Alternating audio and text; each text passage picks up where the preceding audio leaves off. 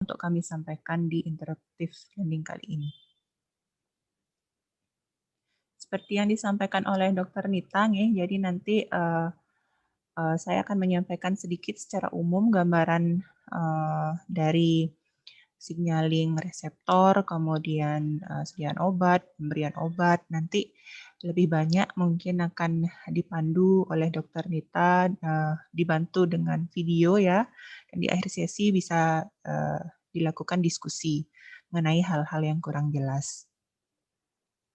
Sebelumnya saya mungkin mohon maaf karena tidak bisa menemani sampai akhir sesi, karena nanti ada rapat yang tidak bisa saya tidak hadiri ya, jadi harus saya hadiri. Mohon maaf tidak bisa mengikuti full nanti ya. Nanti Dr. Nita akan memandu sampai akhir.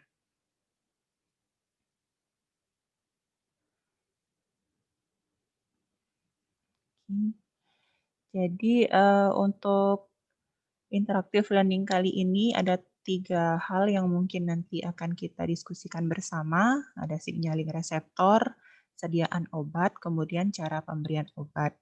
Sebenarnya untuk sediaan obat sudah cukup banyak kita diskusikan pada saat sesi praktikum ya. Nanti mungkin kita akan refreshing saja untuk beberapa sediaan obat dan hal-hal yang mungkin harus diperhatikan sebagai tambahan.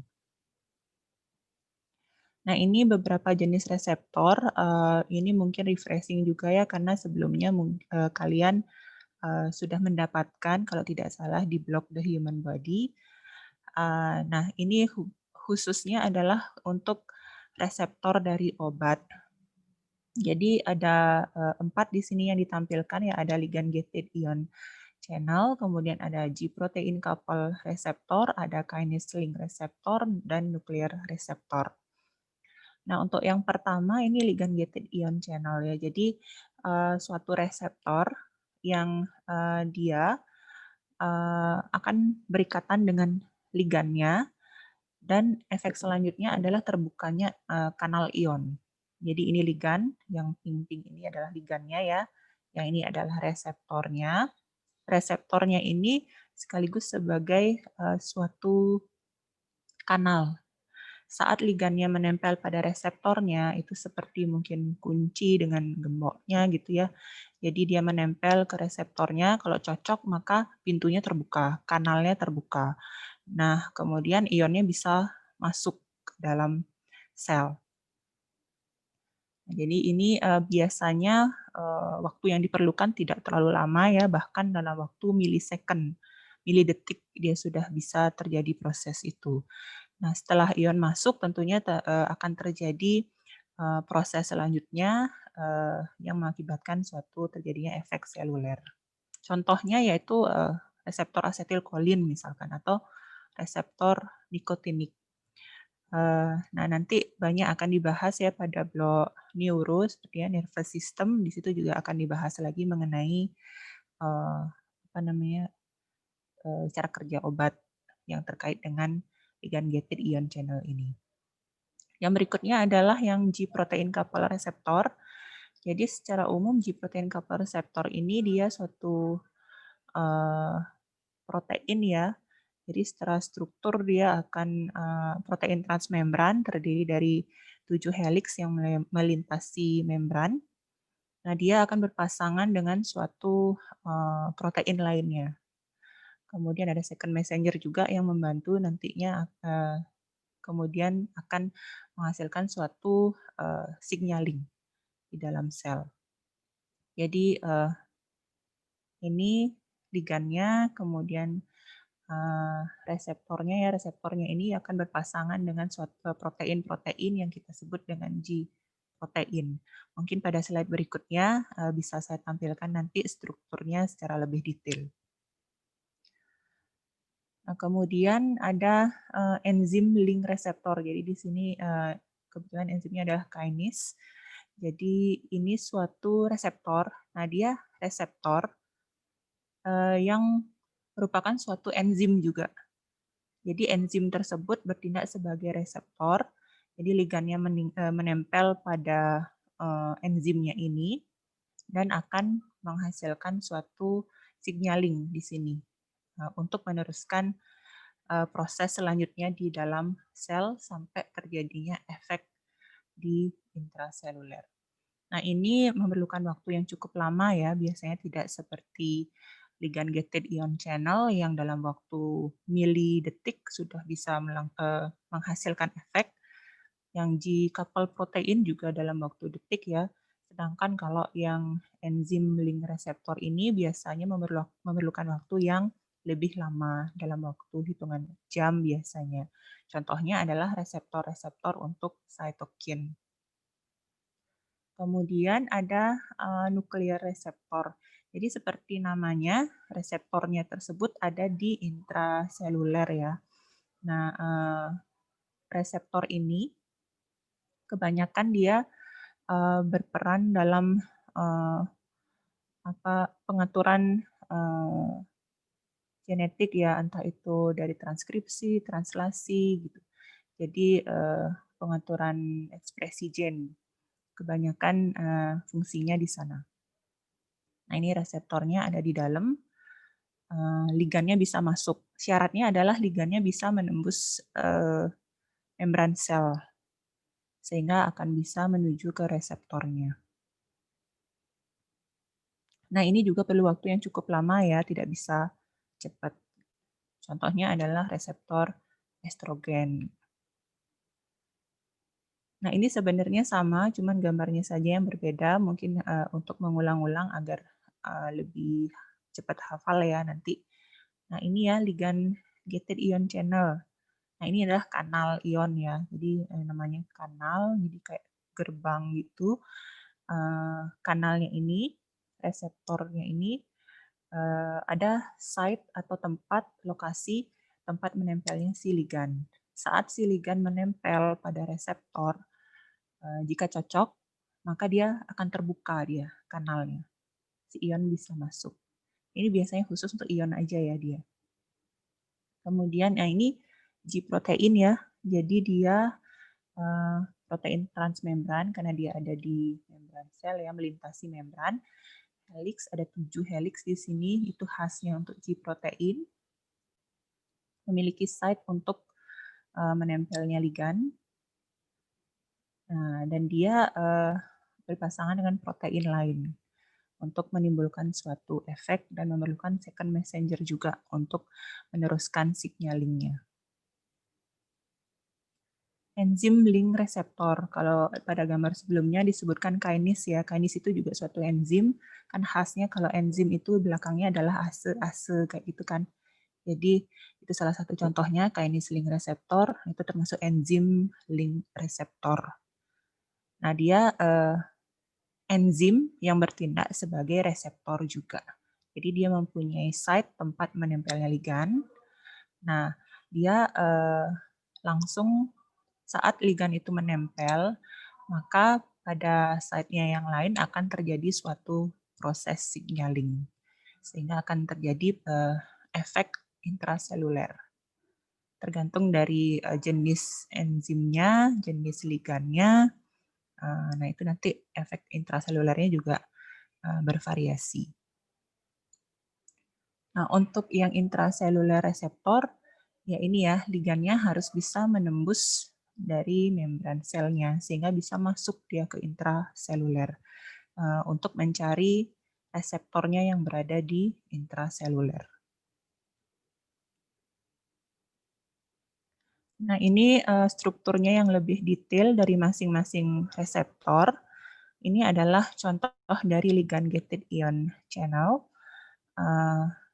Ini contohnya adalah pada reseptor asetilkolin. Jadi dia memiliki subunit namanya ya, ada 5 subunit, ada 2 subunit alfa, dan ada 2 subunit beta, serta 1 subunit gamma. Nah, site untuk menempelnya si asetilkolin, nah ligannya di sini adalah asetilkolin. Asetilkolin itu akan menempel pada subunit alfa dia. Nah, saat asetilkolin menempel pada subunit alfa, dia kemudian akan membuka kanal ionnya, kanal ion Na kalau di sini ya. Jadi kanal ionnya ini akan terbuka sehingga ion natrium bisa masuk. Begitu pula dengan, nah ini contohnya adalah reseptor GABA, gamma aminobutyric acid. Biasanya ada di susunan saraf pusat ya, ini GABA reseptor ini. Sama dia memiliki 5 subunit, 2 alfa, 2 beta, dan 1 gamma. Reseptor GABA ini, ligand gated ion channel ini untuk ion klorida. Jadi dia memiliki site atau tempat menempelnya si reseptor ligand. Jadi di antara subunit alfa dan beta, nah itu tempat menempelnya si ligand. Saat ligand menempel, maka kanal ionnya yang di tengah-tengah ini akan terbuka sehingga ion kloridanya ini bisa masuk. Ligandnya contohnya itu benzodiazepin. Kalau benzodiazepin dia akan menempelnya di antara subunit alfa dan gamma. Kalau GABA ya, jadi neurotransmitter GABA, ada namanya neurotransmitter GABA, dia akan menempelnya di antara subunit alfa dan beta. Jadi tergantung nanti ligandnya apa, maka tempat menempelnya juga akan berbeda-beda. Nah, ini adalah G protein couple reseptor. Jadi strukturnya ya khas helix, 7 helix yang melintasi membran, transmembran, kemudian berpasangan dengan protein-protein lainnya. Ada efektor, kemudian ada nanti second messenger untuk meneruskan sinyalnya. Nah, biasanya dia akan memperantarai beberapa neurotransmitter ya, kemudian ada juga hormon. Nah, contohnya ada asetilkolin, kemudian ada untuk reseptor adrenergik, histamin, dopaminergik, serotonin. Nah, kalau dicontoh ini adalah yang serotonin. Jadi serotonin itu juga tempat menempelnya berbeda-beda ya. Ada yang menempel di subunit seperti yang di kiri ya, ada yang menempelnya di sini. Jika dia menempelnya di antara subunit ini, maka dia akan mengakibatkan efek aktivasi. Kemudian melalui second messenger ini dia akan mengaktifasi adenilisklase, kemudian yang akan meningkatkan CAMP. Kalau dia menempelnya pada subunit yang berbeda, nanti efeknya juga akan berbeda. Nah, jika dia menempelnya pada subunit ini yang diaktifasi, apa namanya, efektornya juga berbeda. Dia akan mengaktifasi fosfolipase C, yang nantinya juga akan meningkatkan ion kalsium. Jadi ligandnya bisa berbeda-beda, tempat menempelnya bisa berbeda-beda, dan efeknya juga tergantung dari ligandnya, kemudian tempat menempelnya juga. Ini untuk yang enzim link reseptor ya, jadi dia enzim yang juga bertindak sebagai reseptor. Jadi dia memiliki subunit tempat menempelnya si ligand. Jadi seperti contoh di sini dia memiliki subunit alfa, kemudian ini tempat menempelnya suatu ligand yaitu insulin ya contohnya di sini. Nah, saat ligand menempel seperti ini, maka akan terjadi perubahan ya baik dari bentuknya, strukturnya, kemudian aktivitasnya juga akan berubah di sini. Jadi ini akan diteruskan signalingnya sampai terjadi efek yang diharapkan. Untuk reseptor intraseluler, ya ini ya contohnya. Jadi dia tentunya berada di dalam sel membran ya, dan ligandnya harus menembus sel membran dulu. Nah ini contohnya ada di nukleus, dia harus menembus membran nukleus dulu, kemudian menempel pada reseptornya. Dan ini kemudian maka akan terjadi signaling dan proses apa namanya transkripsi ataupun translasi ataupun proses-proses lainnya.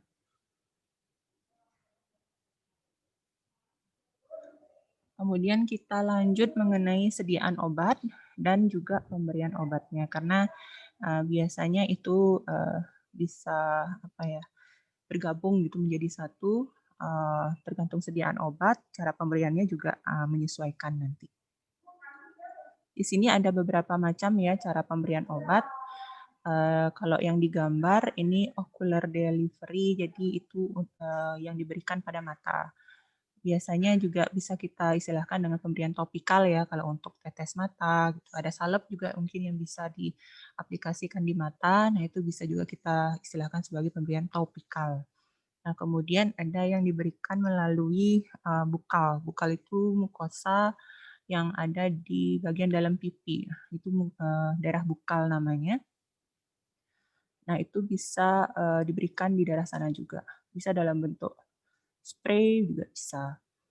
Nah, sublingual di bawah lidah. Jadi obatnya disisipkan di bawah lidah. Biasanya obat nitrogliserin gitu ya untuk pada kasus-kasus penyakit jantung. Kemudian yang umum yang sering mungkin kalian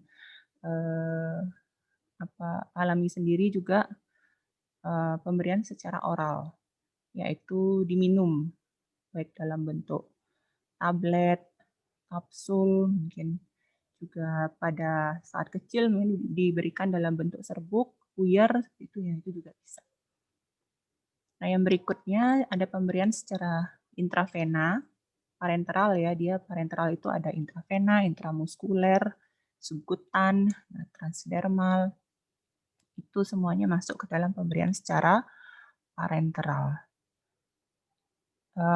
Untuk intravena biasanya dilakukan dalam bentuk injeksi, bisa infus juga.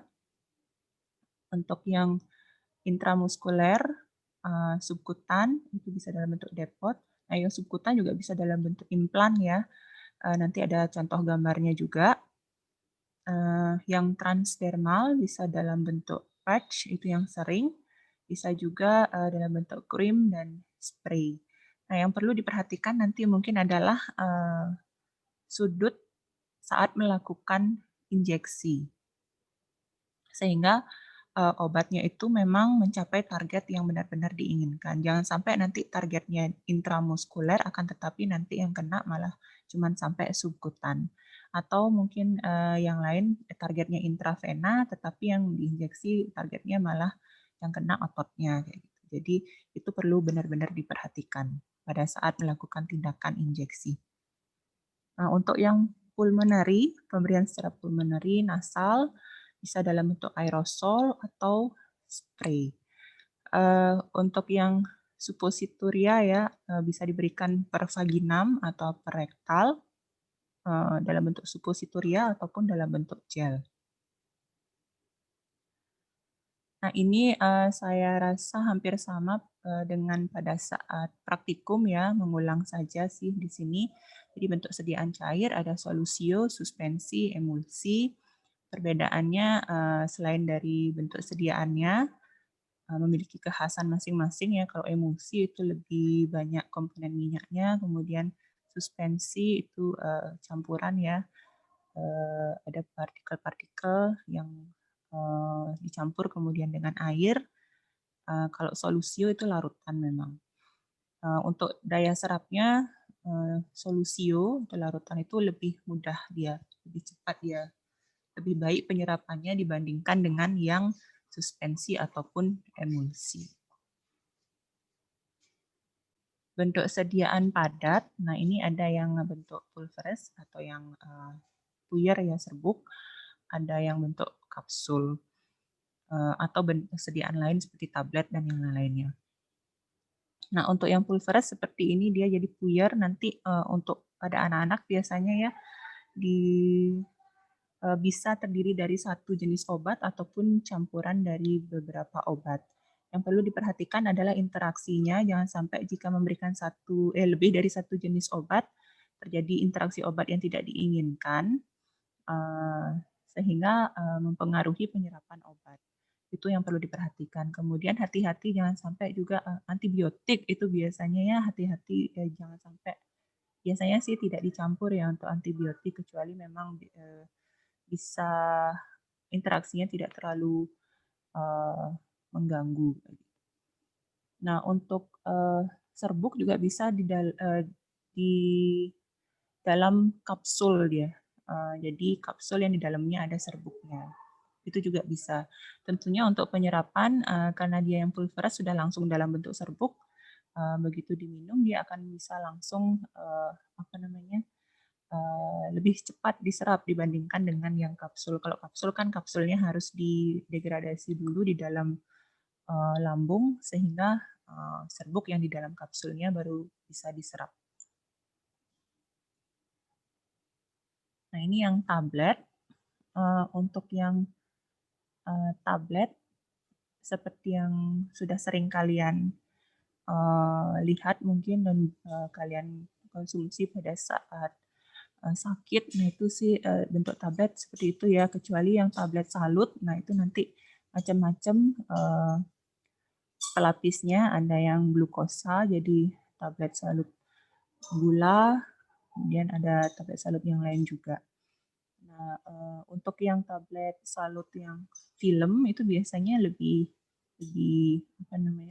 lama ya penyerapannya dibandingkan dengan yang tablet salut gula. Nah, beberapa faktor yang mempengaruhi penyerapan ada bahan penyalutnya dan faktor-faktor lainnya seperti pada tablet pada umumnya. Ada juga tablet yang sustain release, jadi dia penyerapannya itu bertahap. Jadi pelan-pelan diserap. Tujuannya adalah agar respon farmakologisnya itu bisa tercapai sesuai dengan kadar yang diinginkan. Nah, yang kedua adalah mempertahankan kadar yang diinginkan di dalam darah, sehingga kecepatannya konstan. Biasanya kecepatan absorpsinya itu sama dengan kecepatan ekskresinya.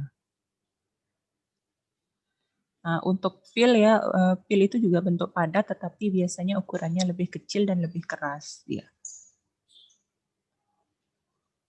Kita lanjut ke pemberian yang parenteral ya. Ini yang saya sampaikan tadi untuk cara penyuntikannya ya. Jadi itu perlu diperhatikan agar target lokasi yang kita inginkan itu sesuai dengan yang kita inginkan. Kalau untuk intramuskuler itu harus tegak lurus 90 derajat. Kalau yang subkutan biasanya cukup 45 derajat. Sedangkan yang intravena, nah itu kalau intravena kita harus bisa mencapai venanya tentunya ya. Jadi obatnya memang benar-benar masuk ke pembuluh darahnya, bukan ke lokasi yang lain. Yang intrakutan, nah ini biasanya sudutnya lebih kecil ya, cukup 10-15 derajat. Di bawahnya cara penyuntikannya. Nah, nanti pada saat keterampilan klinis mungkin kalian akan diberikan kesempatan untuk mencoba ya. Nah, untuk intravena tentunya absorpsinya tidak ada absorpsi ya karena dia langsung ke sistemik. Jadi bioavailabilitasnya juga langsung 100%. Nah, untuk obat-obat yang dia memerlukan larutan ya dalam bentuk vial itu kadang kan dia perlu larutan ya. Jadi ingat untuk dipilih larutan yang sesuai dengan volume yang ditetapkan, dilarutkan dulu baru kemudian diinjeksikan. Untuk obat-obat yang dia waktu paruhnya pendek, ada obat-obat yang waktu paruhnya cuma dalam hitungan menit gitu. Jadi dia perlu infus continue. Jadi infus tetes itu. Jadi dia tetap diberikan dalam hitungan tetes, sekian tetes per menit selama berapa lama. Itu ada beberapa obat yang seperti itu yang dengan waktu paruhnya pendek. Ada juga yang dia hanya diinjeksi sekali atau sesuai dosis langsung diinjeksi di intravena. Tergantung nanti obatnya ya. Nah, ini injeksi intramuskuler dan subkutan. Jadi ini contohnya untuk injeksi intramuskuler ya. Jadi dia tegak lurus, sedangkan yang subkutan, nah ini contohnya mungkin untuk pemberian insulin kayak gitu, arahnya cuma 45 derajat dan biasanya kita sedikit mencubit bagian yang akan diinjeksikan. Ini yang implan ya. Implan biasanya pada penggunaan KB. Nah ini untuk implan dia akan disisipkan di bawah kulit. Jadi ada alat yang kita gunakan biasanya untuk menyisipkan implan tersebut. Istilahnya alatnya itu adalah kita istilahkan sebagai trokar. Nah ukurannya ya bisa dibilang berbentuk silinder ya dengan ukuran 8 mm, kemudian diameternya 3 mm. Tergantung sih nanti apa namanya implannya. Nah, dengan sediaan yang seperti ini dan cara pemberian seperti ini biasanya dapat bertahan cukup lama ya. Makanya digunakan untuk KB biasanya. Sehingga cukup sekali tindakan itu bisa bertahan dalam hitungan bulan, bahkan mungkin ada yang tahunan juga. Nah, untuk yang di rektal itu ada bentuk sediaan yang padat, ada yang bentuk sediaan yang enema atau yang cair ya.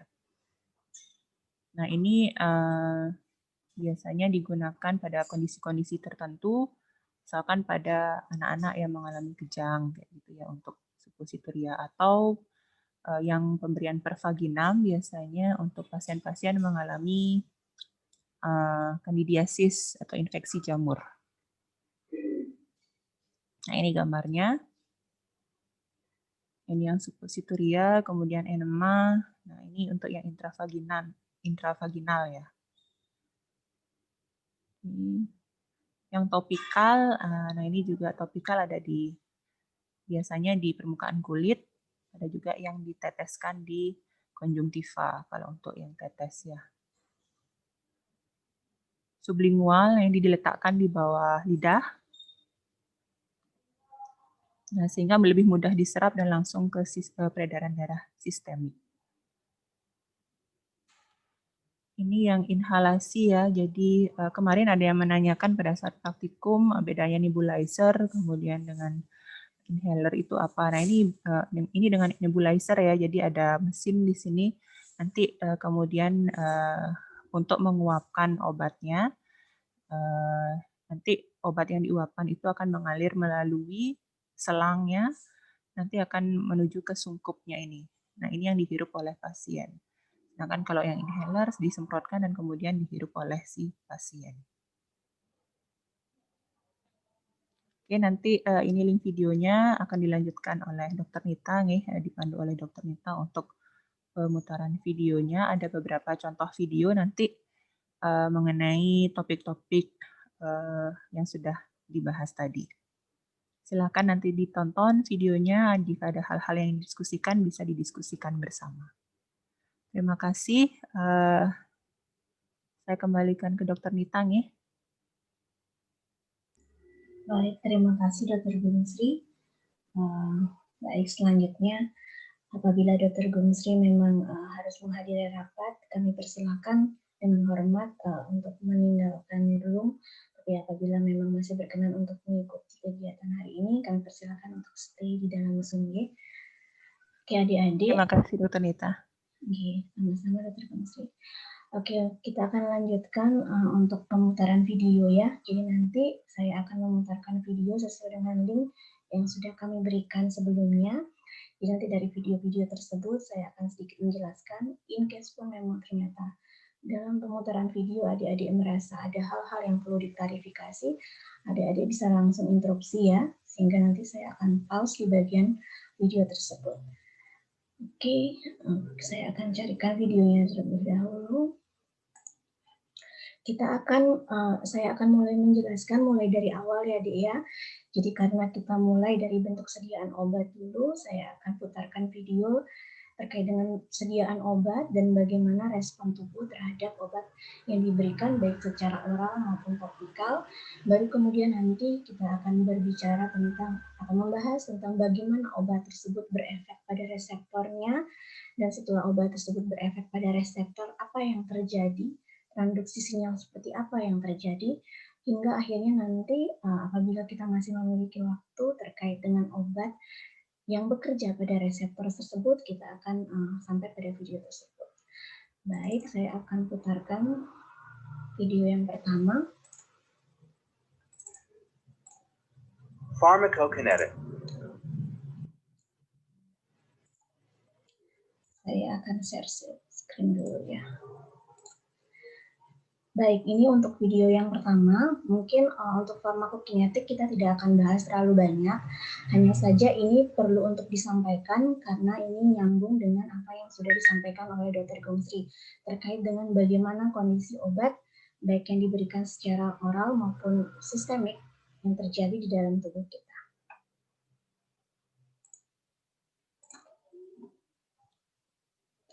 Apakah videonya sudah terlihat ya?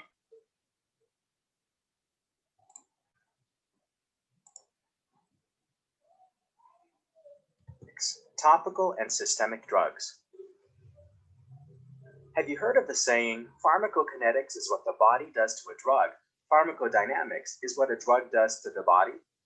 This interplay between the body and drug is what we'd like to depict in this Chalk Talk series. First, we'll start with 2 episodes on pharmacokinetics, looking at what the body does to a drug when it's absorbed, distributed, metabolized, and excreted. 5 phases can be differentiated in this process. These are commonly referred to as LADME. L stands for liberation, the process by which a drug is released from its dosage form. A represents the absorption of a drug into the body. D indicates the distribution of a drug through the bloodstream or the lymph system in various tissues. M stands for metabolism or biotransformation of the drug. Finally, E represents excretion, the removal of the substance from the body. Let's take a detailed look at these different pharmacokinetic phases. Liberation differentiates between 2 administration forms. These are drugs that can unfold their effects directly after application, such as inhaled or intravenously injected substances. The second form includes drugs that need to be initially released from their dosage form through physical or chemical processes in order to be absorbed by the body. Examples of such dosage forms are ointments, tablets, or pain patches. As a result, such dosage forms have a delayed effect. The most important routes of administration are intravenous, intramuscular, subcutaneous, inhaled, peroral, local, and rectal. However, from the dosage form alone, it's impossible to determine whether the drug has a topical or systemic effect. Topically administered drugs mainly act locally. In other words, they're applied at the site of action. Some examples that come to mind include glucocorticoid ointments for eczema or orally administered charcoal tablets for diarrhea. Systemic drugs, in contrast, are transported to their site of action. One example are painkillers, which are transported to the central nervous system regardless of whether they're administered intravenously, peroral, or as a patch. Which dosage form is most suitable for a patient depends especially on the desired drug concentration at the site of action, as the drug's concentration strongly depends on its absorption and distribution. Let's take a more detailed look at this relationship. The most important aspects of drug absorption are the rate at which the drug is taken up and the concentration subsequently reached at the site of action. As topical drugs are released directly at the site of action, their concentration is high immediately afterward. In contrast, systemic drugs are distributed throughout the body to be transported to their site of action. Therefore, the drug's concentration at this site depends directly on its concentration in the circulation. To monitor this effect, the plasma level of systemic drugs is usually measured and presented in a diagram. If a systemic drug is administered intravenously, its maximum concentration is reached once it's injected into the bloodstream. The drug's plasma concentration then drops continuously because the drug gradually leaves the circulation. The decrease can be linked to several processes: distribution of the drug into the tissue, as well as its storage, metabolism, and excretion from the body. If a systemic drug is administered through another dosage form, its plasma concentration is initially zero and starts to increase once it's absorbed into the bloodstream. This is referred to as the absorption rate. The interaction between the absorption rate and the elimination rate results in the characteristic time course of the plasma concentration of the drug. In this diagram, the absorption rate is initially much higher than the elimination rate, resulting in a steep increase and high maximum of the curve. In comparison, if the ratio between absorption and elimination is shifted towards elimination, there's a comparatively lower maximum plasma drug concentration. Also, the curve rises less steeply initially, but flattens quickly towards the end. Now let's move on to the relationship between the absorption. Oke, saya pause di bagian sini ya, Dik ya, karena ini penting terkait dengan bagaimana obat itu diabsorpsi yang kaitannya dengan bentuk sediaan obatnya. Jadi obat-obat yang memang diberikan secara intravena, kadar di dalam darah akan langsung tinggi. Jadi kalau adik perhatikan, ini untuk kadar obat yang intravena dia akan langsung mencapai kadar tertingginya dan lama-kelamaan dia akan mulai berkurang. Oke, berbeda halnya dengan bentuk sediaan yang lain. Jadi apabila bentuk sediaannya oral, dia akan pelan-pelan diabsorpsi dulu karena dia akan naiknya perlahan, baru kemudian dia akan diserap, kemudian dieliminasi dari tubuh. Nah, bentuk obat yang lain kayak sediaan yang di intramuskular maupun subkutan, nah itu dia akan bervariasi. Yang paling gampang kita bedakan antara pemberian intravena dan oral. Jadi konsentrasi di dalam darah akan berbeda. Kenapa? Karena obat yang diberikan secara oral dia akan melalui metabolisme awal yang ada di hepar yang kita kenal dengan istilah first phase metabolism, sehingga bioavailabilitasnya akan berkurang. Nah, berbeda halnya dengan yang diberikan secara intravena, dia tidak mengalami metabolisme awal sehingga langsung menjadi kadar tertingginya. Jadi bioavailabilitasnya tetap 100% seperti tadi apa yang disampaikan oleh Dr. Gonza. Absorption and elimination rates for the different routes of administration. The rate of absorption is at its maximum through intravenous administration. However, with intramuscular administration, for example, the plasma drug concentration is zero upon drug release and increases depending on its uptake into the bloodstream. Intramuscular administration usually leads to rapid absorption into the bloodstream. The transport route of a drug via subcutaneous administration is somewhat longer and the absorption rate is therefore lower. Orally administered drugs are absorbed even more slowly. This effect on the absorption rate can be used clinically to delay the drug's effect or keep it constant over a longer period of time. This is referred to as delayed release or sustained release. Yet the different phases not only affect the maximum plasma drug concentration, but are also one of the factors influencing drug retention time in the body. This is best described by the biological half-life. It indicates the length of time required until the plasma drug concentration reaches half of its maximum. The half-life is of therapeutic importance. The shorter the half-life, the faster the decline in the plasma drug concentration. After 4 half-lives, approximately 90% of the drug is eliminated. The relationship between concentration and the effect of a drug will be discussed in our Chalk Talk episode on pharmacodynamics. But for starters, the half-life and the duration of the effect don't necessarily correlate with one another. Let's finish this first look at pharmacokinetics with a summary. The first part of the plasma concentration time curve, that is from administration to its maximum, predominantly depicts the absorption phase. Therefore, it represents the bioavailability of the drug. The second part of the curve is dominated by elimination processes. These will be the focus of part 2 of our Chalk Talk episode on pharmacokinetics. Oke, untuk dari video pertama, apakah ada yang ditanyakan?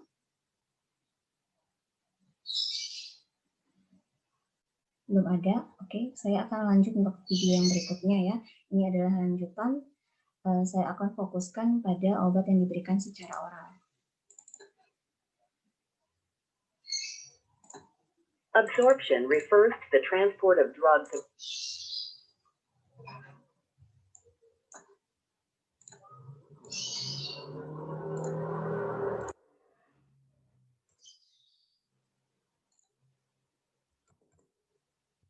Absorption refers to the transport of drugs across the membranes of mucosal cells in the gastrointestinal tract. A drug enters the gastrointestinal tract through the mouth and moves into the stomach through the esophagus. Once in the stomach, the drug dissolves. Acidic drugs are absorbed in the stomach because its acidic content cause the acidic drugs to remain unionized, uncharged, for easy absorption.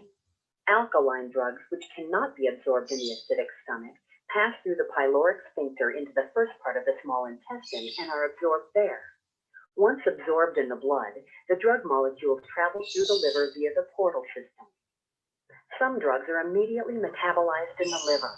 This is called first-pass metabolism. Others may be secreted back into the small intestine in the bile in what is known as enterohepatic cycling.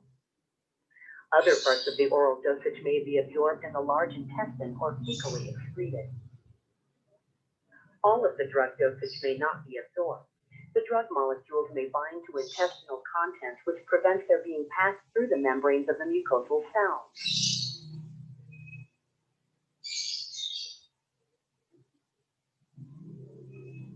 Or they may be broken down by bacteria in the ileum and colon.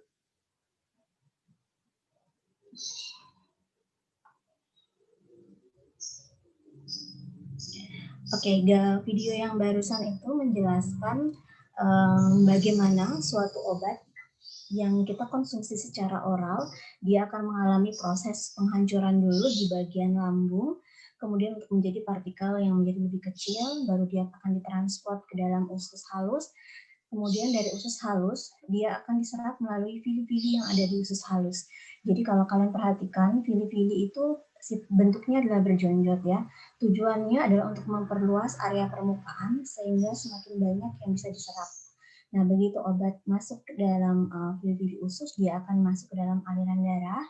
Nah, di aliran darah, dia masuk ke dalam vena portal untuk melalui metabolisme pertama, itu yang kita kenal dengan istilah first pass metabolism. Kemudian baru ditransfer ke target organnya. Nah, transportnya ke target organ, nah sifat obat kalau kalian ingat dulu, dia seringkali harus berikatan dengan protein, ya kan? Jadi obat-obat yang akan ditransport menuju target organnya, dia akan berikatan dengan protein tertentu untuk diangkut menuju ke target organ. Nah, obat-obat yang tidak bisa diserap, dia akan dihancurkan oleh bakteri dalam usus dan dieliminasi melalui tubuh. Nah, kurang lebih seperti itu apa yang disampaikan oleh video yang barusan adik-adik. Oke, dari sana ada yang mau ditanyakan? Belum ada. Oke, saya akan lanjutkan dengan video terkait dengan reseptor obat. Jadi begitu obat sudah diangkut menuju target organnya, nah target organ ini bisa berbeda-beda.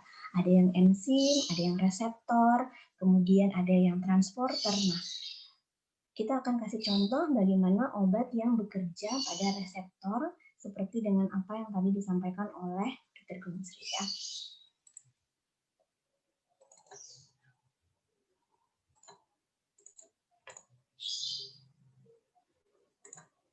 There are 4 types of receptors: ligand-gated receptor, enzyme-linked receptor, G-protein-coupled receptor, intracellular receptors.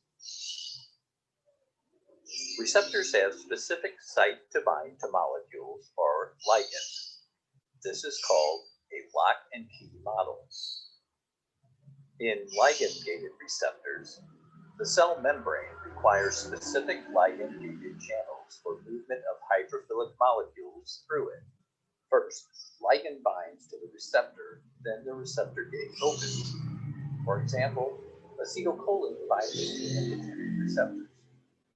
In this example, sodium enters the cell and electrochemical gradient is created, resulting in depolarization. In enzyme-linked receptor, the transmembrane protein of the receptor are enzymes, or closely associated with enzyme. For example, tyrosine kinase receptor. The binding of the ligand induces dimerization of the receptor, which activates its tyrosine kinase activity through autophosphorylation and phosphorylates other intracellular enzymes sequentially. The phosphorylation status of the enzyme may result in activation or inactivation, resulting in various cellular responses. With the gene-protein coupled receptor, first the ligand binds to the receptor, which causes structural changes in the receptor and in turn changes the shape of the G protein, which reduces GTP to GDP. This leads to the separation of the alpha subunit from beta and gamma units. This in turn activates other enzymes and effector proteins. Intracellular receptor. Ligands that pass through the cell membrane enter the cell and into the nucleus, crossing the nuclear membrane. After entering the nucleus, the ligand binds to the intracellular receptor. This can alter the transcription of DNA within a cell.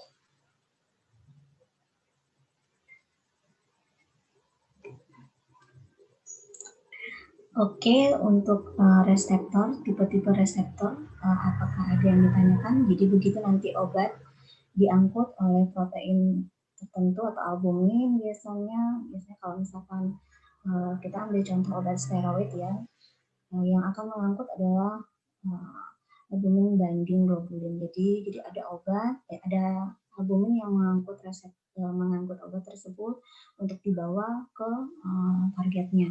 Nah, in case misalkan dia berikatan dengan reseptor yang bentuknya adalah seperti tadi, ligand gated. Jadi setelah dia berikatan, dia akan menimbulkan respon berupa transduksi sinyal. Nah, kalau kalian perhatikan, tadi begitu reseptornya teraktivasi, dia akan menyebabkan terjadinya perubahan ya, baik perubahan pada reseptor itu sendiri, sehingga reseptor bisa menjadi terbuka, berubah bentuk atau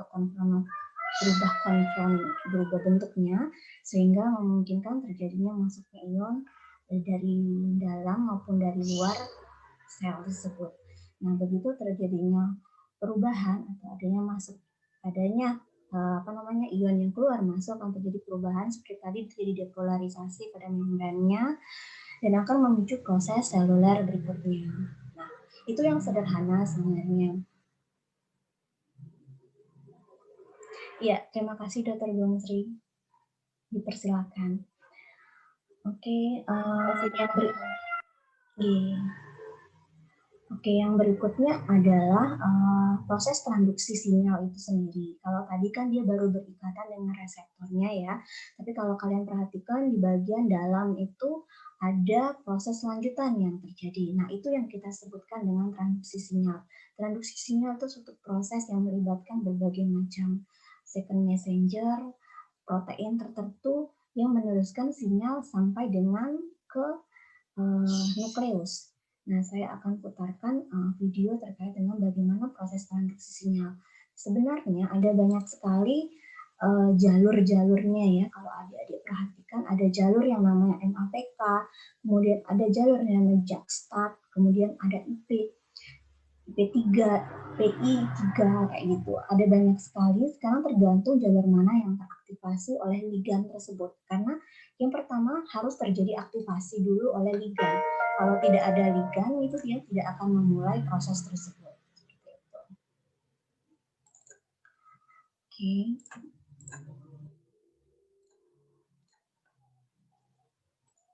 Ini adalah proses transduksi sinyal ya.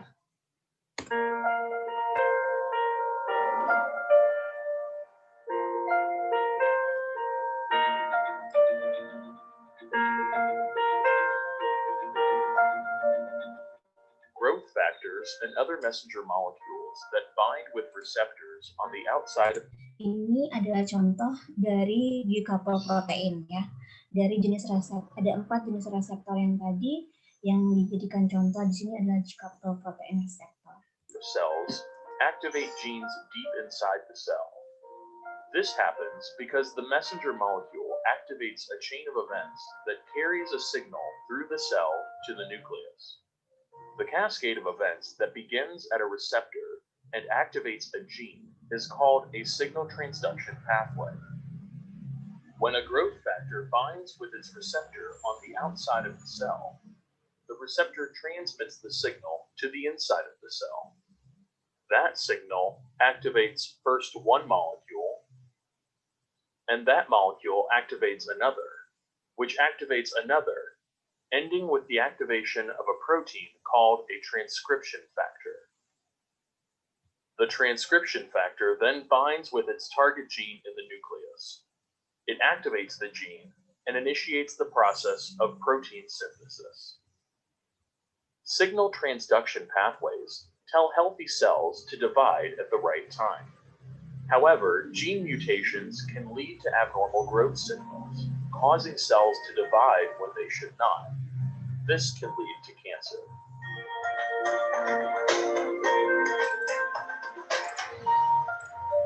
Oke, gambar yang barusan secara sederhana.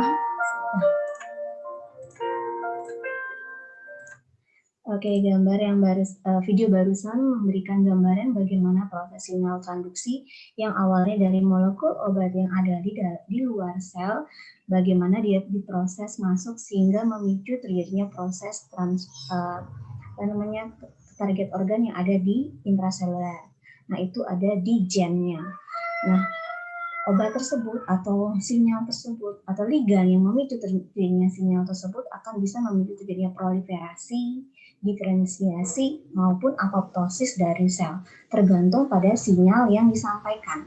Kalau misalkan sinyalnya adalah memicu terjadinya proliferasi atau produksi dari zat-zat yang bisa memicu terjadinya respon inflamasi, target organnya itu yang ada di nukleus, dia akan menghasilkan sitokin-sitokin yang bisa memicu terjadinya proses inflamasi.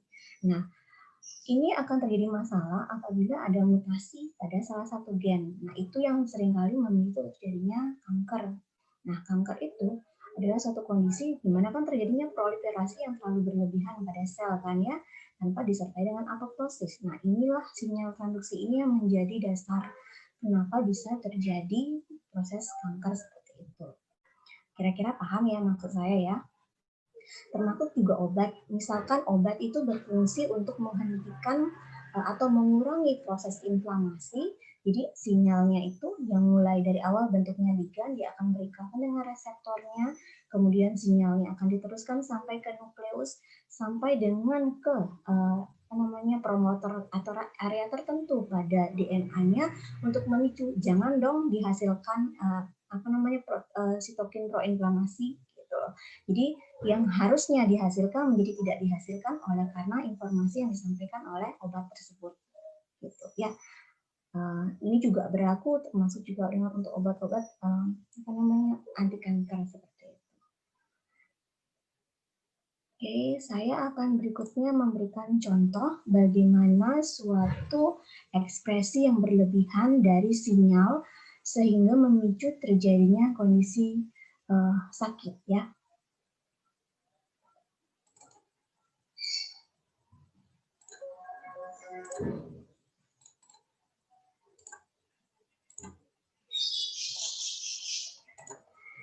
Oke, ini adalah bagaimana terjadinya ekspresi dari sinyal HER, kita bilangnya HER, di mana ini seringkali terjadi overekspresi pada kondisi breast cancer atau kanker mama, sehingga obatnya nanti tentu saja akan mentargetkan bagaimana caranya menghambat dari ekspresi HER ini. Abnormal activation of signaling pathways downstream of her family receptors, such as phosphatidylinositol 3 kinase, or PI3K, and mitogen-activated protein kinase, or MAPK, play an important role in cancer biology. When a growth factor binds to a HER family receptor, the receptor is then ready to dimerize with other HER receptors. The exception to this is HER2, which does not require a ligand for activation and is always ready to dimerize. Dimerization results in the phosphorylation of the intracellular portion of the receptors, which allows for the binding of signaling molecules to these docking sites. This can then lead to the activation of many signaling pathways, including the PI3K pathway, which may prevent apoptosis of cancer cells. The HER family of receptors also exert their effects through the recruitment and activation of signaling molecules of the MAPK pathway, which include RAS, RAF, MEK, and ERG, the latter also known as MAPK. MAPK pathway signaling may lead to increased cancer cell proliferation. Genentech Bio-Oncology is researching new ways to inhibit HER pathway signaling.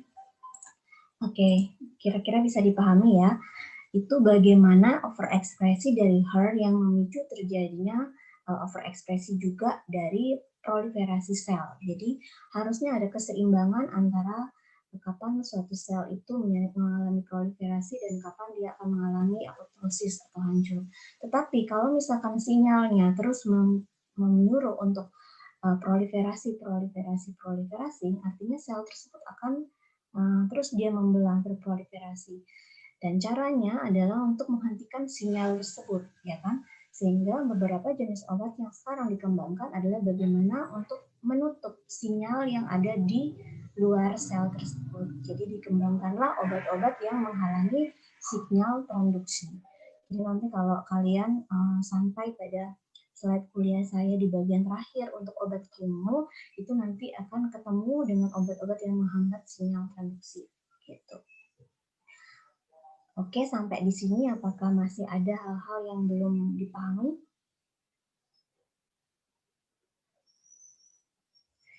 Yaitu masih gambaran secara umum bagaimana terjadinya transduksi sinyal ya dengan melibatkan sinyal dari HER-nya itu. Ini saya akan kasih contoh beberapa jalur sinyal lain yang ada yang menimbulkan juga respon yang berbeda.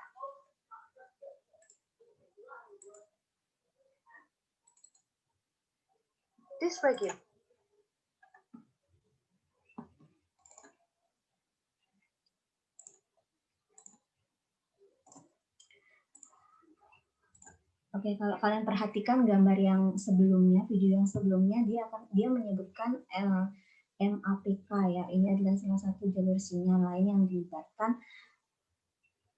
Kita akan putarkan saja. MAPK signaling has been implicated in a wide range of cancers and occurs via multiple mechanisms, including activation of receptors and activating KRAS and BRAF mutations.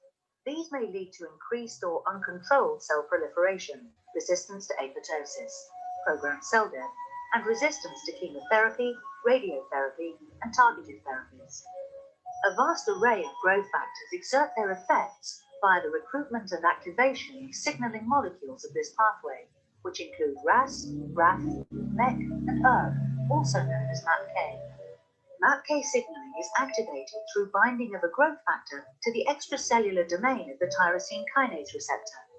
Signaling molecules GRB2 and SOS are next recruited to the internal docking site, resulting in RAS activation of the membrane. The efficiency and duration of signal transmission is regulated by the scaffolding protein, kinase suppressor of RAS, KSR. RAS triggers a phosphorylation cascade involving RAF, MEK, and ERK proteins, leading to ERK activation and translocation to the nucleus. Once in the nucleus, ERK activates several transcription factors that mediate gene expression. Target genes thus activated by MAPK signaling contribute to higher proliferation and survival. Genentech Bio-Oncology is researching new ways to inhibit MAPK pathway signaling. Oke, itu gambar yang bagaimana menjelaskan, video yang bagaimana menjelaskan proliferasi berlebihan akibat dari aktivasi dari jalur sinyal MAPK ya. Jalur sinyal MAPK ini juga cukup banyak dipelajari gitu kan. Nanti kalau kalian belajar lebih dalam lagi, kalian akan mempelajari bagaimana protein-protein yang terlibat. Jadi tadi kalian saat ini kalian tidak perlu menghafalkan protein-protein yang terlibat. Kayak tadi ada RAS, ada RAF, kayak gitu kan ada SOS. Nah itu adalah berbagai protein yang terlibat dalam jalur sinyal MAPK. Tapi ini nggak perlu dihafalkan sampai di sana. Kalian cukup memahami bagaimana terjadinya transduksi sinyal sehingga memicu terjadi proliferasi sel. Oke, saya akan kasih contoh bagaimana obat bekerja pada transduksi sinyal ya, supaya lebih membantu pemahaman adik-adik sekalian. Anti-HER2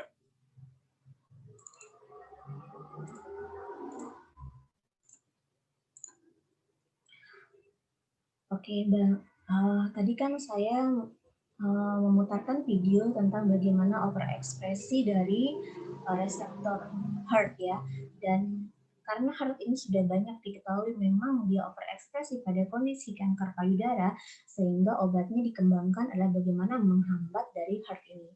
Nah, obat-obatnya dikenal dengan istilah HER2 inhibitor. Jadi ada di video ini akan ada beberapa contoh obat-obat golongan antibodi kayak monoklonal antibodi gitu yang dikembangkan memang untuk menghambat transduksi sinyalnya. Oke, saya akan saja. Mechanisms of approved HER2 inhibitors. The development of many breast cancers are driven by the presence of HER2. HER2 is a transmembrane tyrosine kinase receptor which belongs to the family of the EGFR, epidermal growth factor receptor. Its unique feature, which differentiates it from the other members of the family, is the absence of a known ligand. HER2 is overexpressed in 25 to 30% of human breast cancers and has been determined to be an adverse prognostic factor. Since the level of HER2 in human cancer cells with membrane overexpression is much higher than in normal adult tissue, there is potentially more sensitivity to the toxicity of HER2 targeting drugs. HER2 overexpression is typically found in both the primary tumor and in metastatic sites, which provides the rationale for the effectiveness of anti-HER2 therapy at all disease sites. Trastuzumab. Research has therefore focused heavily on HER2 inhibitors as anti-cancer agents. Trastuzumab is the first of such agents which was registered for use in patients with HER2 overexpressing breast cancer. Trastuzumab is a recombinant monoclonal antibody directed against the extracellular domain of the tyrosine kinase receptor HER2. Trastuzumab has shown clinical activity in HER2 overexpressing breast cancers, and at present is currently approved for patients whose tumors have this abnormality in both the metastatic and the adjuvant setting. A number of different mechanisms of action has been attributed to its anti-HER2 activity, including antibody-dependent cell-mediated cytotoxicity, prevention of HER2 truncated membrane-bound fragment following HER2 overexpression, and HER2 receptor downregulation, though these are still subject of discussion. However, binding of trastuzumab to the HER2 receptor and subsequent inhibition of HER2-mediated signaling transduction is thought to be the main mechanism of action of trastuzumab. Pertuzumab.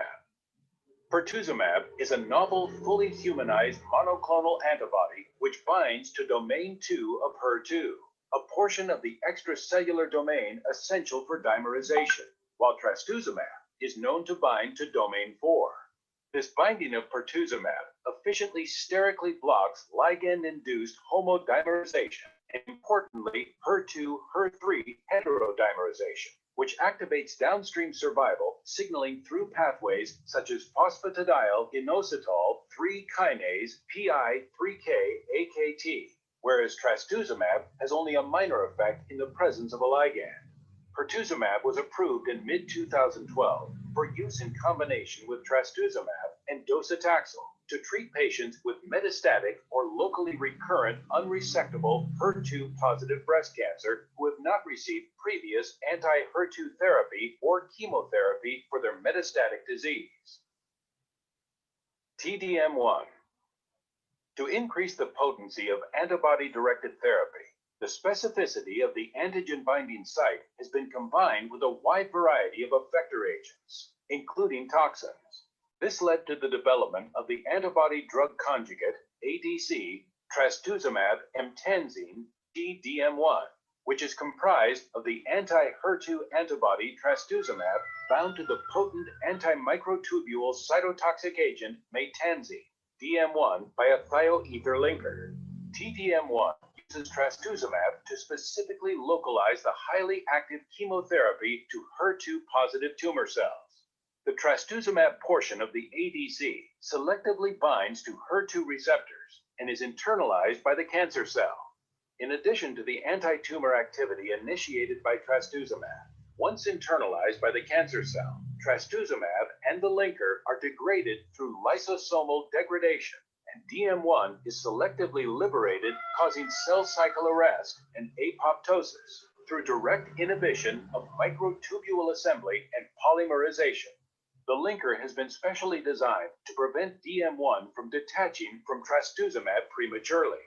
This may lead to a reduction in the size of the tumor, as trastuzumab resistance remains a challenge to the management of advanced breast cancer. Studies with TDM1 may offer an additional option for these patients.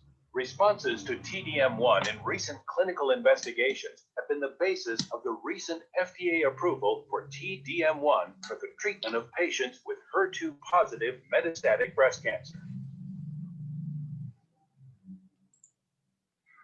Oke, itu adalah bagaimana obat dikembangkan berdasarkan patofisiologi transduksi sinyal. Jadi kadangkala obat dikembangkan berdasarkan domain-domain tertentu yang ada di reseptor tersebut ya. Kalau tadi kan reseptornya adalah enzim link ya, jadi dia punya beberapa domain sehingga obat dikembangkan untuk menutupi domain-domain yang ada pada reseptor tersebut, sehingga dengan diharapkan dengan domainnya itu tertutup, transduksi sinyal ke dalam tidak akan terjadi.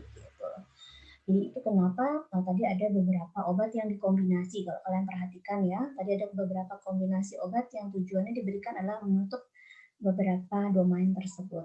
Seringkali memang pemanfaatan obat pada kanker tidak hanya dengan satu obat. Jadi tujuannya adalah dengan beberapa obat sehingga selain efek sampingnya juga akan ditekan, resiko terjadinya resistensi juga akan berkurang. Seperti itu.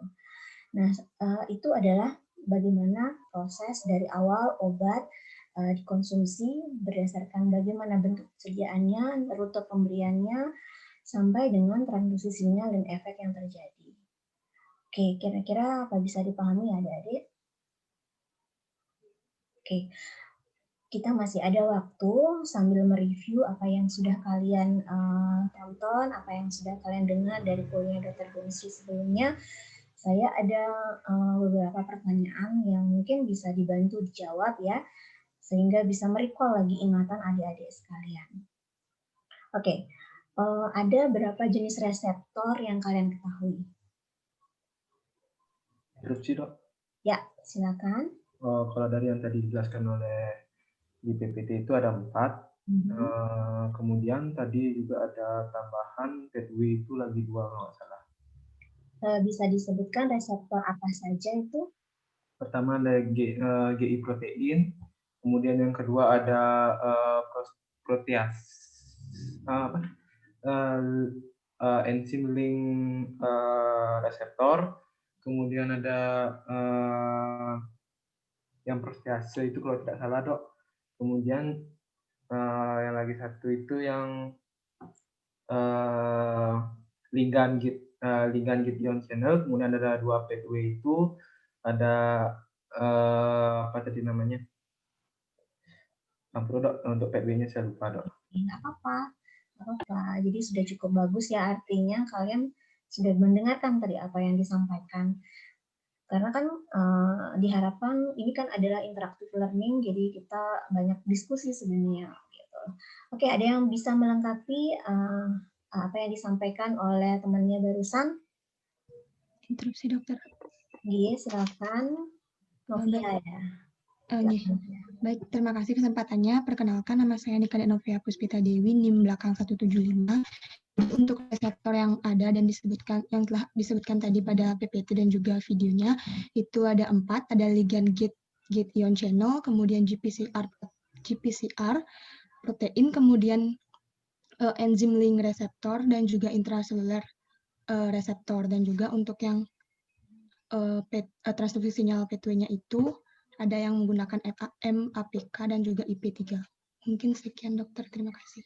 Ya, benar sekali ya. Jadi ada 4 tipe reseptor yang kita kenal sampai sejauh ini. Yang pertama ligand gated, yang kedua ada G-couple protein reseptor, yang ketiga ada enzim link, dan yang terakhir adalah cytosolic. Gitu. Jadi untuk bisa teraktivasi reseptor ini perlu apa? Ada yang tahu? Ada suatu molekul yang pertama kali mengaktifasi. Kita sebut dengan istilah apakah itu? Interupsi, Dokter. Nih, silakan. Siapa ya? Saya dokter. Oh ya, Novia lagi. Oke, silakan Novia. Baik, terima kasih dokter. Saya izin mencoba untuk menjawab. Untuk mengaktifasi dari reseptor itu, kalau tidak salah, kita kenal dengan nama ligan. Ya, Sekian betul dokter, sekali. terima kasih. Iya, pinter ya, Novia. Jadi benar, untuk bisa mengaktifasi reseptor, kita perlu molekul, inisial molekul. Jadi molekul pertama yang kita kenal dengan istilah ligan. Begitu ada ligan, dia akan berikatan dengan reseptor yang sesuai. Makanya dikenal dengan istilah key lock, gitu kan, model. Jadi istilahnya adalah kunci dan gemboknya. Kalau nggak sesuai, dia nggak akan beraktivasi. Jadi benar sekali. Oke, berikutnya adalah di manakah targetnya sebenarnya? Ini semua proses ini targetnya adalah apa? Di mana lokasi targetnya? Kira-kira ada yang tahu? Kalau kalian bayangkan videonya yang barusan atau penjelasan Dr. Bungsri tadi, itu target akhirnya di bagian mana? Nah, interupsi dok. Siapa ya? Saya tidak. Wah, kalian berdua aja nih yang aktif nih. Berarti nanti yang lulus 2 aja dong. Yang lain gimana? Interupsi dok. Ya, ayo dong yang lain. Jangan dulu deh. Siapa nih namanya 153? Siapa namanya, Dek? Interupsi Tadi nggak dok. Cahyadi dok. Cahyadi, oke. Selain Novia dan Cahyadi dong. Interupsi dok. Ya, siapa? Perkenalkan dulu namanya. Saya Wahyu dok. NIM belakang 178. Silakan Wahyu. Saya ingin mencoba menjawab. Jadi mungkin efeknya yang diinginkan itu pada intraseluler dok. Intraseluler di bagian mananya? Bisa lebih spesifik? Kalau spesifiknya mungkin saya lupa dok. Tapi yang jelas itu dia pasti langsung menuju ke intraseluler. Dan biasanya efek yang dimunculkan itu berbeda-beda tergantung dengan ligan yang menempel pada reseptor dok. Oke, sip. Sudah cukup baik. Ada yang bisa melengkapi jawabannya Wahyu?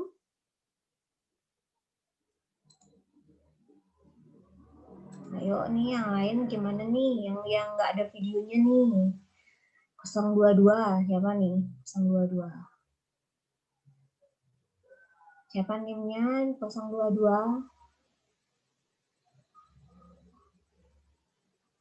090 bisa jawab? Di mana targetnya, target akhirnya? Di nukleus atau di sitoplasma, dokter? Oke, iya benar banget. Jadi benar sekali. Kalau kalian perhatikan gambar dan video yang tadi, kan semuanya jalannya menuju nukleus kan? Menuju DNA kan ya? DNA itu ada di mana? Kan di nukleus tentu saja. Berarti target akhir, dan kalau tadi kalian pelajarin awalnya, berarti akhirnya ada di mana? Di DNA yang ada di dalam nukleus. Lokasinya di mana di dalam DNA? Nah, itu baru berbeda-beda. Karena kan setiap sinyal itu punya target yang berbeda ya. Yang jelas di daerah DNA bagian mana, nah itu akan berbeda. Apa respon atau efek yang ditimbulkan? Nah, benar banget tadi katanya Wahyu bahwa responnya tentu saja akan berbeda tergantung pada sinyal yang disampaikan seperti itu. Ya, oke, udah paham ya berarti.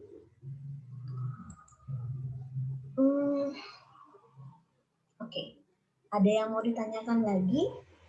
Kalau tidak, ini ada satu video lagi yang menjelaskan bagaimana ada jalur lain.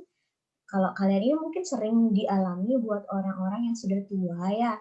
Jadi dia akan mengalami kondisi artritis seperti itu yang diakibatkan oleh karena transduksi dari sinyal. Jadi kalian nanti siapa tahu nanti bisa menjelaskan ke kakek kalian atau nenek kalian atau om yang bisa kenapa sih bisa bengkak gitu ya. Saya akan putarkan dulu videonya, ini yang video terakhir. One of the newest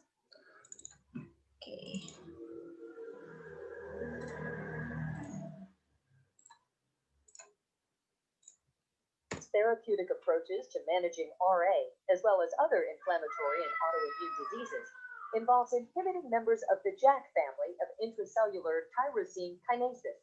This protein family includes JAK1, JAK2, JAK3, and tyrosine kinase 2, also known as TYK2. Various JAK enzymes selectively associate with the intracellular domains of cytokine receptors. Ligand binding brings two JAKs into close proximity, allowing for transphosphorylation and JAK activation. The activation of JAK pairs subsequently leads to recruitment and phosphorylation of a specific set of signal transducers and activators of transcription, or STAT, a family of transcription factors that remain in the cytoplasm until they are activated. Phosphorylated STATs dimerize and translocate into the cell nucleus, where they regulate the transcription of a wide range of STAT-dependent genes. Although there is a significant amount of functional overlap among the JAK family members, specific ligand receptor interactions selectively activate distinct members of the JAK family and subsets of STAT proteins. Some of these signaling pathways contribute to the pathogenesis of RA. For example, binding of the pro-inflammatory cytokine interferon gamma to its receptor activates JAK1 and JAK2, which in turn leads to the phosphorylation of STAT1. STAT1 dimers translocate to the nucleus, bind to interferon gamma target gene promoters, and stimulate the transcription of several genes involved in, for example, macrophage activation within the RA synovial tissue, resulting in the upregulation of pro-inflammatory cytokines, local inflammation, and synovial tissue damage. Similarly, after binding to its receptor, interleukin-6 activates JAK1 and JAK2, which then phosphorylates STAT3.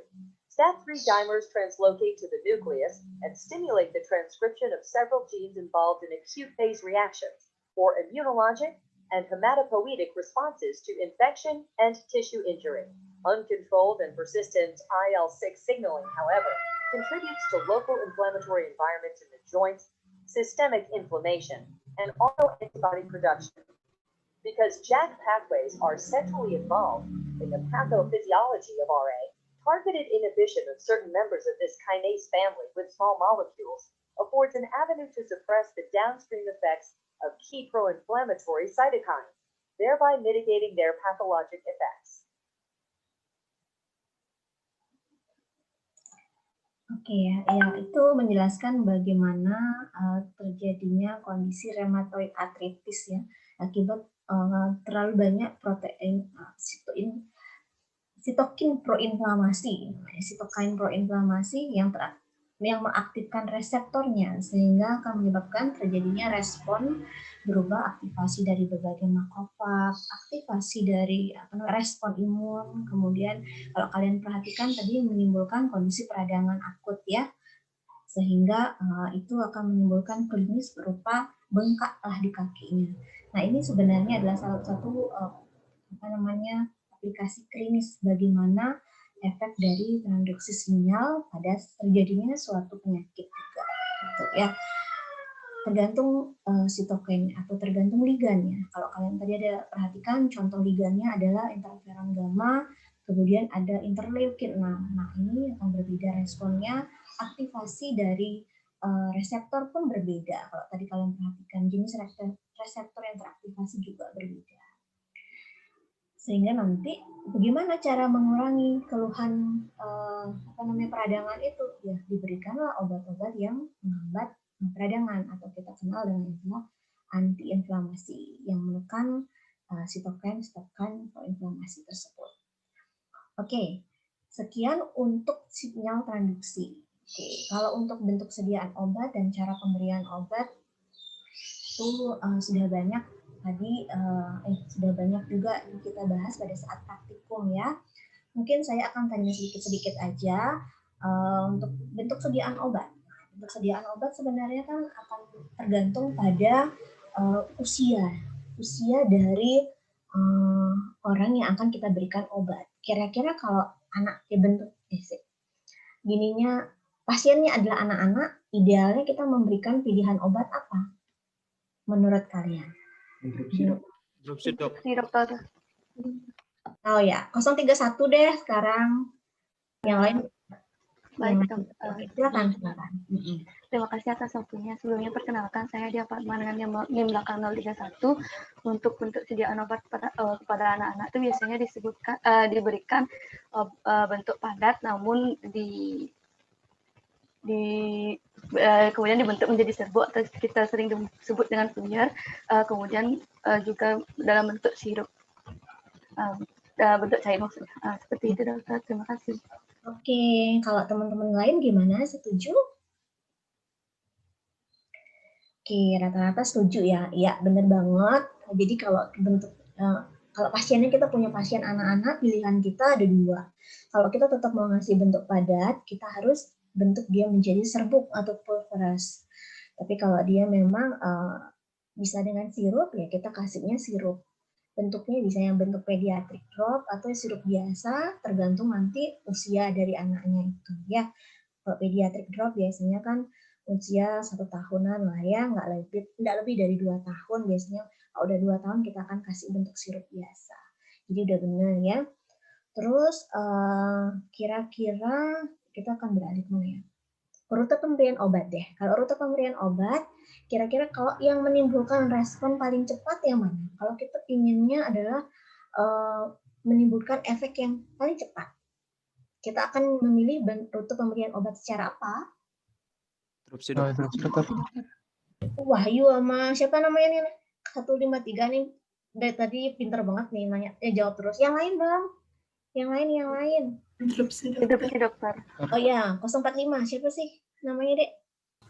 Amjani dokter. Anjani, oh iya, silakan. Terima kasih atas kesempatannya. Jadi menurut saya yang rute tercepat itu dengan intravena karena bioavailability-nya 100% ke dokter. Oke, yang lain setuju? Oke, banyak yang setuju ya. Ya, kalau kita memang ingin obat yang bisa terserap secara sempurna, konsentrasi di dalam darahnya langsung paling tinggi, ya benar sekali kita akan memilih yang intravena.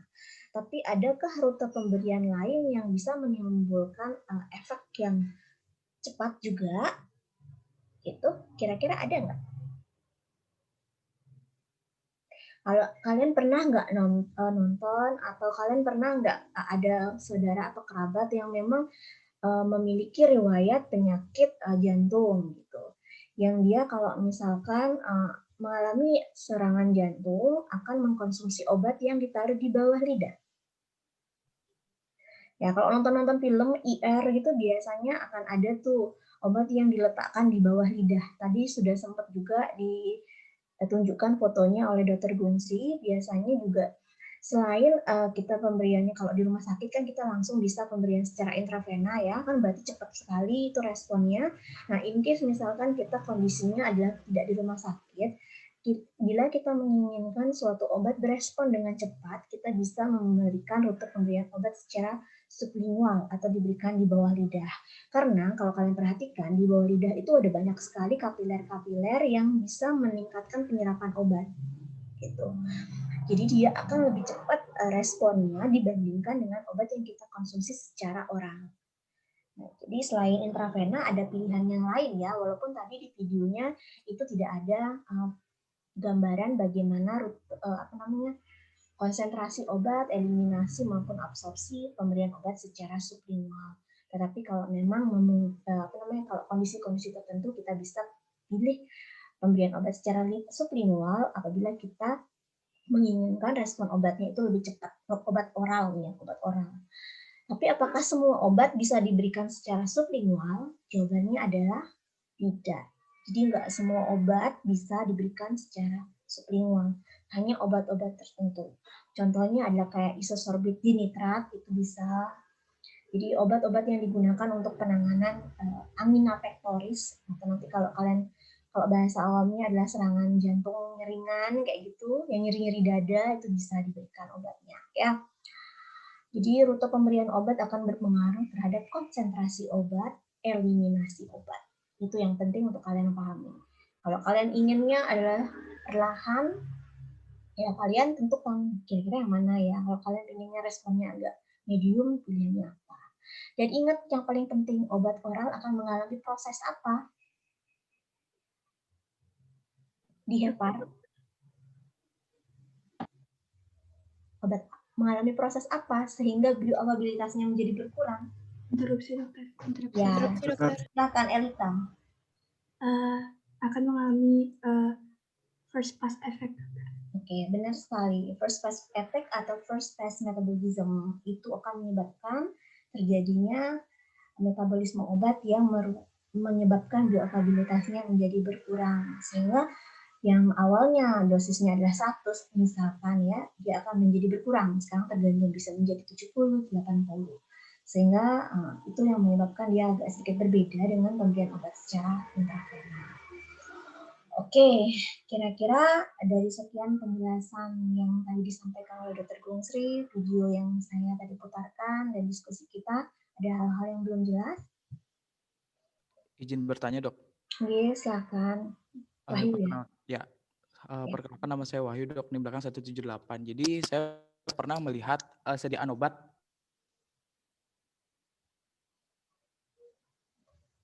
sirup kering. Jadi apakah serbuk yang kering itu sama dengan cefadroxil yang memang bentuk tablet ataupun berbeda, Dok? Dan juga biasanya pada saat kita membeli sirup kering itu kita yang disuruh mencampurkan air sendiri, Dok. Apakah ada pengaruhnya nanti ketika kita mencampurkan air yang matang ataupun dengan air yang tidak matang, Dok? Mungkin sekian, Dok. Terima kasih.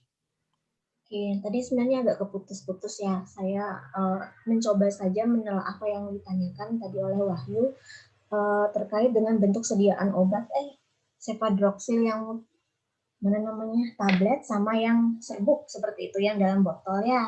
Sebenarnya sama saja. Jadi bentuk sediaan obatnya saja yang berbeda, tetapi isinya sebenarnya sama. Nah, yang menjadi sedikit perbedaan adalah seringkali obat tablet itu ada bahan tambahan lainnya. Jadi dia ada kayak mungkin sempat saya jelaskan juga di praktikum sebelumnya. Jadi misalkan dalam satu obat tablet cefadroxil yang tadi disampaikan itu kan ada, kalau kalian perhatikan beratnya kan 500 mg kan cefadroxilnya. Nah artinya di dalam 500 mg tablet cefadroxil itu ada kandungan 500 mg cefadroxil. Tapi kalau ditimbang mungkin saja beratnya berbeda karena ada bahan tambahan lain kayak tepungnya itu yang dicampur dengan obat cefadroxil 500 mg. Sehingga kalau kalian perhatikan mungkin nanti bentuknya, ukurannya agak berbeda-beda antara obat yang satu pabrik A dengan pabrik B, mungkin ukurannya berbeda, bentuknya berbeda. Tapi yang jelas adalah isinya sama. Nah, kalau bentuk sediaan yang dry syrup kering itu isinya juga sebenarnya sama, tidak ada perbedaan gitu loh. Hanya saja diubah bentuk sediaannya menjadi seperti itu untuk mempermudah diberikan kepada pasien gitu. Karena kan nggak mungkin bentuknya kapsul atau tablet atau kaplet kita kasih kepada anak-anak kan gitu agak susah ya. Jadi dibuatlah bentuk sediaan yang mempermudah dalam pemberian obat. Sehingga apabila pemberian obatnya lebih mudah, compliance atau keinginan untuk mengkonsumsi obatnya menjadi lebih mudah. Oke, terkait dengan kita disuruh mencampur obat sendiri sebenarnya kurang pas ya. Idealnya kalau kita membeli di apotek karena ini adalah antibiotik. Antibiotik itu termasuk obat keras sebenarnya. Kalau kalian perhatikan logonya adalah biru kan? Coba deh diperhatikan antibiotik itu logonya biru. Jadi dia obat bebas terbatas sebenarnya. Jadi harusnya adalah apoteker yang mencampurkan. Kalaupun memang ternyata diminta mencampurkan sendiri, sebaiknya tidak menggunakan air panas karena kita nggak tahu apakah terjadi interaksi, apakah air panas itu akan merusak komposisi obatnya. Karena obat itu kan harus dihindarkan dari sinar matahari ya kan.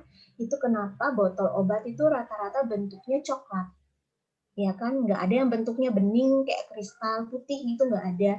Tujuannya adalah supaya terlindungi komponen obat yang ada di bagian dalamnya itu, jadi tidak rusak karena sinar panas. Dan dia biasanya harus disimpan di suhu ruangan, nggak boleh kena sinar matahari secara langsung, nggak boleh terlalu panas. Tujuannya adalah terhindar dari kerusakan kan kita nggak tahu. Jadi memang sebaiknya adalah digunakan air biasa yang tidak panas gitu. Apakah harus air matang sama air tidak matang gitu, maksudnya air yang maksudnya air matang dan tidak matang tuh maksudnya air keran atau air minum biasa ya. Nah, sama halnya seperti kalian minum air biasa, gimana? Berani nggak minum air keran langsung? Nggak berani kan? Karena kan kemungkinan akan ada bakteri di sana kan. Jadi kita nggak akan berani menggunakan saya pribadi tidak akan berani menggunakan air keran. Jadi kita gunakan air yang memang benar-benar sudah dipanaskan. Kita tunggu sampai dia memang tidak panas lagi, atau kalian pakai air yang memang kalian yakini bahwa air tersebut sudah nggak ada kotorannya, nggak ada kumannya, itu kalian gunakan. Tapi suhunya harus normal ya, jangan panas. Gitu. Paham ya maksud saya ya? Oke. Oke, ada pertanyaan lagi? Terima kasih dokter. Oke. Sudah? Sudah ya? Oke, baik. Kalau memang sudah tidak ada yang ditanyakan dan tidak ada yang didiskusikan lagi, kita bisa akhiri untuk pertemuan hari ini ya. Jadi saya mewakili Dr. Gungsri menutup kegiatan interactive learning pada hari ini. Semoga bisa bermanfaat buat pembelajaran adik-adik sekalian. Oke, selamat siang. Sampai bertemu di kesempatan berikutnya ya. Oke, selamat siang semuanya. Oke. Terima kasih. Terima kasih dokter. Terima kasih dok. Selamat siang dokter. Terima kasih dokter. Terima kasih dokter. Terima kasih dokter. Dokter.